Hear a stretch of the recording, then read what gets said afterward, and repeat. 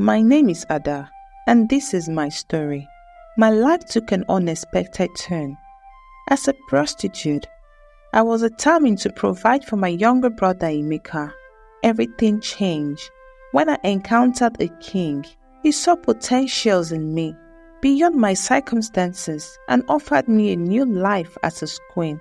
My transformation from the street life to royalty was nothing short of miraculous. Listen to my story. I live in the city of Lagos.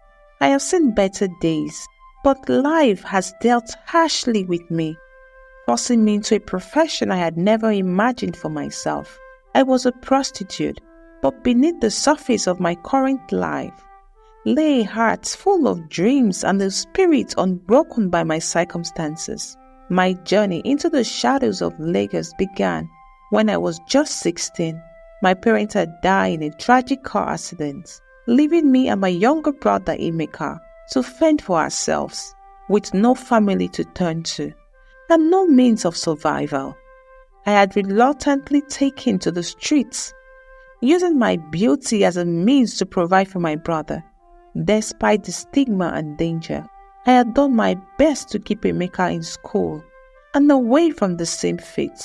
Years later, and I became a familiar face in the red light districts of Lagos. I had clients, regulars who admire my resilience and beauty. Yet, I never lost sight of my dreams. I yearned for a better life, one where I could hold my head high and be proud of who I was. I longed for respect, for love, and for a chance to rewrite my story. One fateful evening, as I stood under the street lamp, a silk black cap pulled up. Out stepped a man. He was tall, with an atmosphere of authority that set him apart from my usual clients. His name was King Jidafo, the ruler of a distant kingdom in eastern Nigeria. Jidafo had come to Lagos on business, but fate had other plans for him. Jidafo had heard tales of a woman of extraordinary beauty and strength who walked the streets of Lagos. Intrigued, he decided to see for himself. As his eyes met with mine, he saw not just my beauty but the strength and determination that radiated from me. There was something about me that drew him in, a depth that he had not seen in anyone before. "Ada," he said, his voice deep and commanding, "I have come to offer you something different. Live this life and come with me." I was taken aback. I had had many promises in my life, but there was something about Jidafo that felt genuine. Still, I was wary. "Why would I trust you?" I asked. Jidafo smiled. "Because I see in you a queen, not a prostitute. Come with me, and I promise you a life of dignity and respect." Moved by his words, I agreed. I left Lagos behind and journeyed with Jidafo to his kingdom. The transition was not easy. I struggled to leave behind the shadows of my past, but Jidafo stood by my side, helping me adapt to my new life. In time, Jidafo and myself fell deeply in love. He saw me not just as a fallen woman, but as a phoenix rising from the ashes. We got married in a grand ceremony, and I became Queen Ada, beloved by my people. I used my position to advocate for women, particularly those who had faced hardship like me. However, life had one more twist in store for me. My best friend from Lagos, Chidinma, fell gravely ill. Despite my new life, I had never forgotten Chidinma's kindness and support during my darkest days. Determined to help my friend, I decided to visit Chidinma's village, a small remote community on the outskirts of Lagos. When I arrived, the villagers were stunned. They had heard stories of the prostitute who became a queen, but seeing me in person was something entirely different. My presence brought hope and excitement to the village.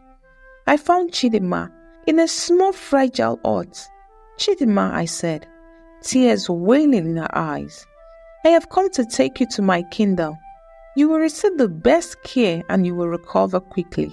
Chidinma, too weak to protest, nodded gratefully. I arranged for her to be transported back to the palace, where the royal physician tended to her. Chidinma's health gradually improved, and she was in amazement of my transformation. One day, as Chidinma and myself strolled through the palace garden, we were approached by another visitor. It was King Nnamdi, a neighboring ruler who had heard of my remarkable journey. Captivated, he had come to see for himself the woman who had captivated not just a king, but an entire kingdom. Nnamdi was struck by my grace and confidence. He saw in me a strength that resonated with his own struggles as a ruler. Despite his admiration, Nnamdi's attention soon turned to Chidinma, who had blossomed under my care. There was something about Chidinma that drew him in, just as I had drawn Jidafor. Chidinma, Nnamdi said, his voice gentle but firm, would you consider coming to my kingdom? I see in you the strength and kindness that my people need. Chidinma was taken aback. She had never imagined that a king would notice her, let alone offer her a place in his kingdom. But seeing the sincerity in Nnamdi's eyes, she felt a glimmer of hope for a new beginning. With my encouragement, Chidinma agreed. She traveled with Nnamdi to his kingdom, where she was welcomed with open arms. Chidinma and Nnamdi became closer, and in time, they too fell in love and got married. Though we have faced the harshest of realities and found love and respect in the most unexpected places, Chidinma and myself became symbols of hope and resilience, proving that no matter the odds, one's destiny could be rewritten. The bond between Chidinma and myself grew even stronger as we adjusted to our new lives as queen. We visit each other often, sharing our experience and supporting each other in our respective role. We both had a deep understanding of the struggle faced by the less fortunate, and we used our position to champion causes close to our hearts. When I finally settled in Jidafor's kingdom, I took a particular interest in establishing programs that provide education and vocational training for women and girls. I believe that education was a key to breaking the circle of poverty and exploitation.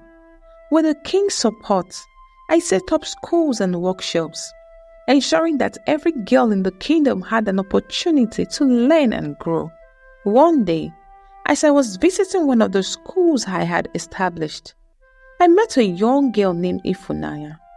Ifunanya reminded me of myself, bright, determined, and full of potentials.